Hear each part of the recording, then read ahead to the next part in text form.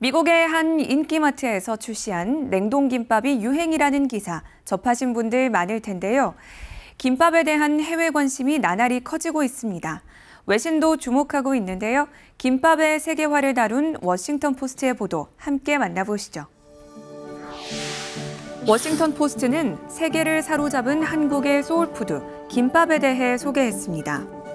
워싱턴 포스트는 넷플릭스 드라마 이상한 변호사 우영우가 김밥에 관심이 집중되는 계기를 제공했으며 최근 들어서는 그 어느 때보다 김밥을 원하는 사람들이 많다고 보도했는데요.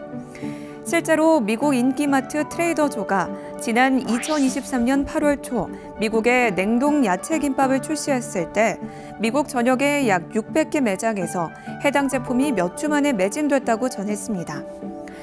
이어서 미국의 대형 유통업체 코스트코도 자체 브랜드의 김밥 제품을 출시하며 김밥이 글로벌 가공식품 시장에서 중요한 위치를 차지하고 있다고 덧붙였는데요. 이와 관련해 로버트 구 미국 빙엄턴대 교수는 김밥의 세계화가 매우 인상적이라며 K-드라마가 김밥 열풍의 진정한 촉매제가 됐다고 설명했습니다. 중국의 무비자 정책으로 한국인 관광객이 크게 늘었다는 소식 전해드린 적이 있는데요. 이번에는 한국이 중국을 대상으로 한시적인 무비자 입국을 허용할 계획입니다. 외신도 관심을 가지는 정책인데요. 자세히 보시죠. 로이터 통신은 한국 정부가 관광 활성화를 위해 올해 3분기 중으로 중국인 관광객의 무비자 입국을 한시적으로 허용할 계획이라고 보도했습니다.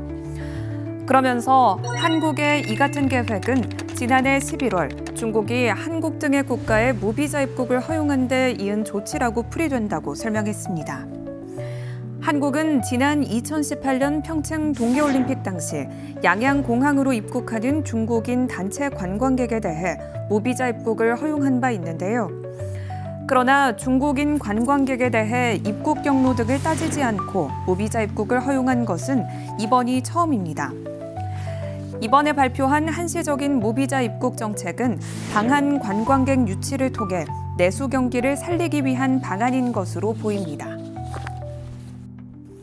다음은 국회 청원 관련 소식입니다. 배우 김세론 씨의 사망으로 연예인 괴롭힘 방지법에 관한 청원이 제기됐습니다. 과도한 수준의 연예 유튜버를 제재해야 한다는 내용인데요. 이번 청원에 대한 외신 보도 함께 보시죠.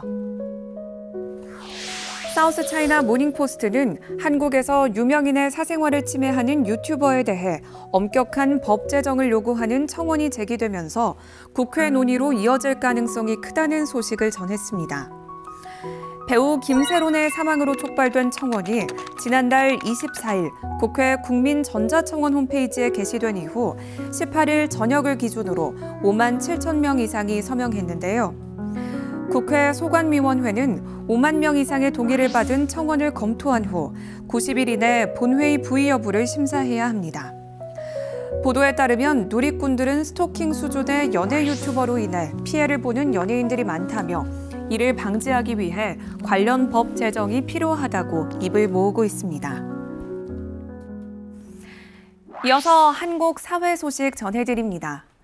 한국 사교육비 지출이 사상 최고치를 기록하면서 한국의 치열한 교육 시스템이 인구 위기와 노인 빈곤의 원인일 수 있다는 외신 보도가 나왔습니다. 자세한 내용 살펴보시죠. 파이낸셜 타임스는 한국 미취학 아동의 절반가량이 학원에 다니고 있으며 치열한 경쟁으로 인해 한국에서 사교육비 지출이 사상 최고치를 기록했다고 보도했습니다. 지난 13일 한국 교육부가 발표한 내용에 따르면 6세 미만 아동 가운데 47.6%가 사교육기관인 학원에 다니고 있는 것으로 나타났는데요. 파이낸셜 타임스는 학업 시스템의 압박이 한국의 인구 위기 요인이기도 하다며 사교육비 부담으로 인해 부부들이 아이를 가지려 하지 않는다고 설명했습니다. 또 40%에 달하는 한국의 노인 빈곤율 역시 과도한 교육비 지출로 인해 노후 대비 저축이 어려워진 것이 하나의 원인일 수 있다고 전했습니다.